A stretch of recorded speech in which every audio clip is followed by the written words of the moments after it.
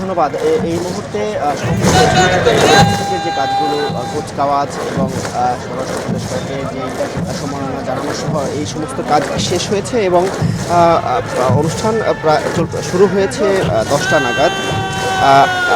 আপনারা জানেন, আপনাদের একটি বিষয় জানিয়ে রাখি, এই যে এই বছরের এই ৩৪তম যে রিক্রুটটি হলো, সেই রিক্রুটে প্রায় ৩,০০০-এর অধিক এই সৈনিক যোগ দিলেন। এই প্রশিক্ষণ প্রায় ৪.৫ মাসের প্রশিক্ষণ শেষ করলেন এবং এরপরেই তারা এই দেশের সার্বভৌমত্ব রক্ষায় মাঠে এবং বাংলাদেশের মাঠে নেমে যাবেন এবং দেশের সার্বভৌমত্ব রক্ষায় কাজ করবেন এবং স্বাধীনতা যুদ্ধের পর এটি কিন্তু সবচেয়ে বড় নিয়োগ। এবং এই বিষয়ে আমরা যেমনটি জেনেছি, বিজিবির পক্ষ থেকেও যেমনটি জানানো হয়েছে, সামনে নির্বাচনকে কেন্দ্র করে এবং দেশের সার্বিক পরিস্থিতিকে কেন্দ্র করে এবং বিজিবির সদস্য সংখ্যা বাড়ানোর জন্যই মূলত এই নিয়োগ। এবং এই যে সাতকানিয়ায় এই বাংলাদেশ বর্ডার গার্ডের যে প্রশিক্ষণ কেন্দ্রটি রয়েছে, প্রশিক্ষণ কলেজটি রয়েছে, সেখানে এই প্রথম এত সংখ্যক সদস্যের প্রশিক্ষণ হলো এবং অন্যান্য সদস্যদের প্রশিক্ষণ বন্ধ করে শুধুমাত্র এই ব্যাচের প্রশিক্ষণটি হয়েছে। এবং ২৩০ বছরে বিজেপির কিন্তু বেশ কিছু অর্জন রয়েছে এবং সেই ক্ষেত্রে আমরা যদি বলি ২৩০ বছরের ঐতিহ্যবাহী এই এই বাহিনীটি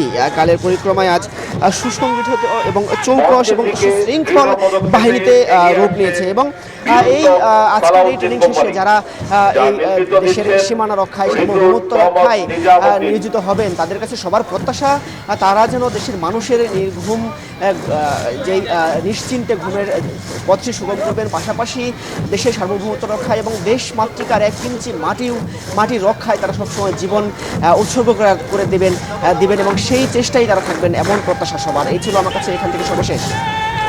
মাসুদ সুমন, আপনাকে অনেক ধন্যবাদ।